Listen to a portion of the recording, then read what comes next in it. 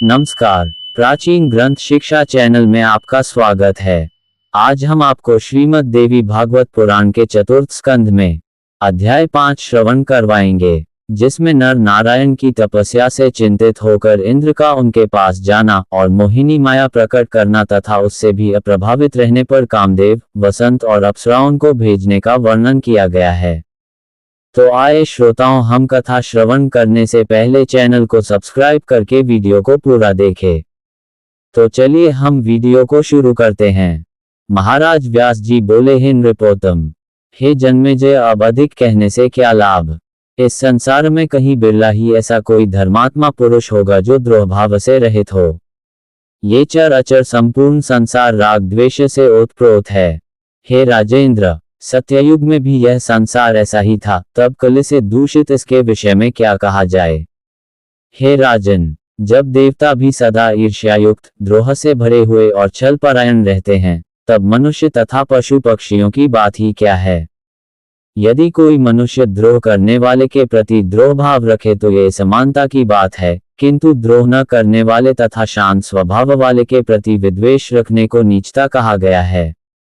यदि कोई तपस्वी शांत होकर जब ध्यान में लीन हो जाता है तो इंद्र उसके जप में विघ्न डालने हेतु तत्पर हो जाते हैं। सज्जन पुरुषों के लिए हर समय सत्ययुग दिखलाई पड़ता है और दुष्ट लोगों के लिए सर्वदा कलियुग ही रहता है। जिस युग में क्रिया तथा योग व्यवस्थित रहते हैं, वे द्वापर तथा त्रेतारूप मध्यम युग मध्यम कोटि के लोगों के लिए कहे गए हैं। अतः किसी समय भी कोई सत्य धर्मा हो सकता है अथवा सभी युगों में जो चाहे धर्मपरायण हो सकता है। हे राजन, सर्वत्र धर्म की स्थिति में वासना ही प्रधान कारण मानी गई है। उसमें मलिनता आ जाने पर धर्म भी मलिन हो जाता है। मलिन वासना विनाश के लिए होती है, ये सर्वथा सत्य है।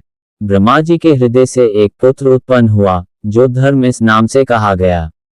वह ब्राह्मण सत्य संपन्न और वैदिक धर्म में सदा संलग्न रहने वाला था।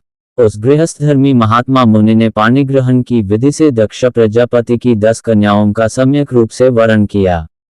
सत्यव्रतियों में श्रेष्ठ उस धर्म ने उनसे हरि, कृष्ण, नर और नारायण नामक 4 पुत्र उत्पन्न किए। हे राजन, उनमें हरि और कृष्ण ये दोनों योगाभ्यास करने लगे तथा नर और नारायण ये दोनों हिमालय पर्वत के शिखर पर जाकर बदरिकाश्रम तीर्थ में कठिन तपस्या करने लगे। वे प्राचीन मुनिश्रेष्ठ नर और नारायण तपस्वियों में सबसे प्रधान थे। गंगा के विस्तृत तट पर रहकर ब्रह्मचिंतन करते हुए भगवान विष्णु के अंशावतार नर नारायण ने वहां पूरे 1000 वर्षांत तक कठोर तप किया। उनके तप से चराचर सहित संपूर्ण संसार संतप्त हो गया।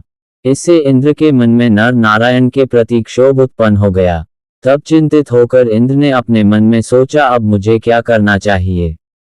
ये धर्मपुत्र नर नारायण तपस्वी तथा ध्यानपरायण हैं। ये पूर्ण रूप से सिद्ध होकर मेरा श्रेष्ठ आसन ग्रहण कर लेंगे, अतः किस प्रकार विघ्न उत्पन्न करूं जिससे तप न कर सके। अब इनके मन में काम, क्रोध अथवा अत्यंत भीषण लोभ उत्पन्न करके तप में विघ्न करना चाहिए। यह विचार कर इंद्र अपने उत्तम ऐरावत हाथी पर सवार होकर उनके तप में विघ्न डालने की इच्छा से गंधमादन पर्वत पर शीघ्रतापूर्वक जा पहुंचे।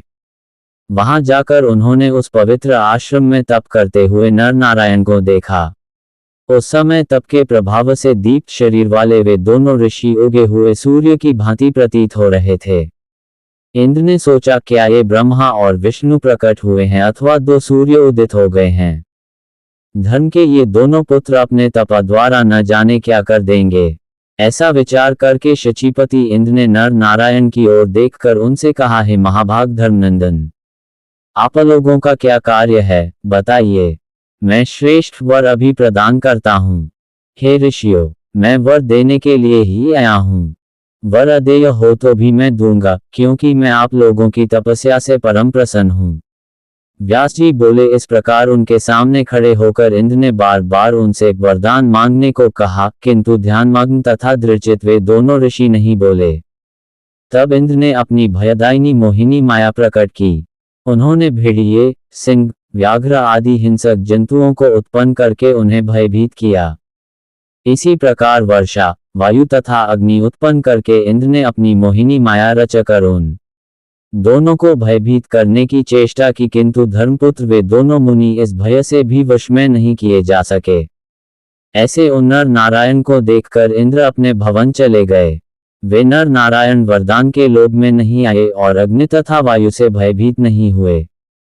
व्याघ्र, सिंह आदि के आक्रमण करने पर भी वे दोनों अपने आसन से हिले तक नहीं। उन दोनों के ध्यान को भंग करने में उस समय कोई भी समर्थ नहीं हो सका। इंद्र भी अपने घर पहुंचकर दुखित होकर विचार करने लगे कि मुनिवरों में उत्तम ये दोनों ऋषि भय तथा लोभ से विचलित नहीं हुए। वे तो महाविद्या, आदिशक्ति, सनातनी, सब लोकों की स्वामिनी और अद्भुत परा प्रकृति का ध्यान कर रहे थे।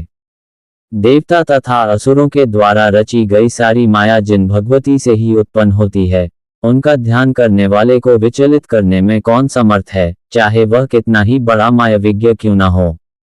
जो लोग कलुषित होकर भगवती का ध्यान करते हैं, वे भला कैसे विचलित किए जा सकते हैं। देवी का वाग्बीज, काम बीज और माया बीज ये जिसके हृदय में विद्यमान है, उसे विचलित करने में कोई भी समर्थ नहीं है। अब माया से मोहित इंद्र ने पुनः उनका प्रतिकार करने हेतु कामदेव तथा वसंत को बुलाकर यह वचन कहा, हे कामदेव, तुम वसंत और रति को लेकर अनेक अप्सराओं के साथ उस गंधमादन पर्वत पर अभी शीघ्रतापूर्वक जाओ। वहां नर नारायण नामक दो प्राचीन श्रेष्ठ ऋषि बदरिकाश्रम के एकांत स्थान में स्थित होकर तपस्या कर रहे हैं। हे मनमत, उनके पास जाकर तुम अपने बाणों से उनके चित्त को कामासक्त कर दो। उनका मोहन तथा उच्चाटन करके तुम अपने बाणों से उन्हें शीघ्र आहत कर डालह मेरा ये कार्य अभी सिद्ध करो। इस प्रकार हे महाभाग, धर्म के पुत्र, उन दोनों मुनियों को वशीभूत कर लो। इस संपूर्ण संसार में देवता, दैत्य या मनुष्य कौन ऐसा है जो तुम्हारे बाण के वशीभूत होकर अत्यंत कामासक्त न हो जाए। हे कामदेव, जब ब्रह्मा, मैं इंद्र, शिव, चंद्रमा या अग्नि भी मोहित हो जाते हैं, तब तुम्हारे बाणों के पराक्रम के सामने उन दोनों की क्या गणना है। तुम्हारी सहायता के लिए मेरे द्वारा ये रंभा आदि अप्सराओं का समूह भेजा जा रहा है, जो वहां पहुंच जाएगा। अकेली तिलोत्तमा या रंभा ही इस कार्य को करने में समर्थ है, अथवा तुम अकेले भी इसे करने में समर्थ हो, तब सभी सम्मिलित रूप से कार्य सिद्ध कर लेंगे, इसमें संदेह की बात ही क्या।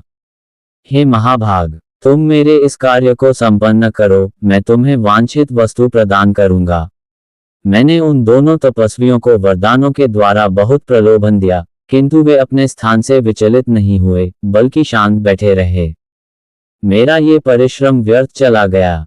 मैंने माया रचकर उन तपस्वियों को बहुत डराया, फिर भी वे अपने आसन से नहीं उठे। वे दोनों शरीरक्षा के लिए जरा भी चिंतित नहीं हैं। व्यास जी बोले, इंद्र का यह वचन सुनकर कामदेव ने उनसे कहा, हे इंद्र, मैं अभी आपका मनोवांछित कार्य करूंगा। यदि वे दोनों मुनि विष्णु, शिव, ब्रह्मा अथवा सूर्य किसी का ध्यान करते होंगे, तो वे हमारे वश में हो जाएंगे। मैं केवल कामराज महाबीज, क्लीम का अपने मन में चिंतन करने वाले देवी भक्त को वश में करने में किसी प्रकार भी समर्थ नहीं हूं। यदि वे भक्ति भाव से महाशक्ति स्वरूपा देवी की उपासना में लगे होंगे, तो मेरे बाणों का प्रभाव उन तपस्वियों पर नहीं पड़ेगा। इंद्र बोले, हे महाभाग, जाने के लिए उद्यत इन सभी के साथ तुम वहां जाओ। यद्यपि मेरा ये कार्य अत्यंत दुसाध्य है, फिर भी तुम इस हितकर तथा उत्तम कार्य को पूर्ण कर ही लोगे। व्यास जी बोले, इस प्रकार इंद्र का आदेश पाकर वे लोग पूरी तैयारी के साथ उस स्थान पर गए, जहां वे धर्मपुत्र नर नारायण कठोर तपस्या कर रहे थे। नमस्कार, आज का वीडियो इतना ही। जानिए आगे क्या होता है अगले वीडियो के अगले अध्याय में। संपूर्ण देवी भागवत पुराण सुनने के लिए बने रहे हमारे YouTube चैनल प्राचीन ग्रंथ शिक्षा पर। धन्यवाद।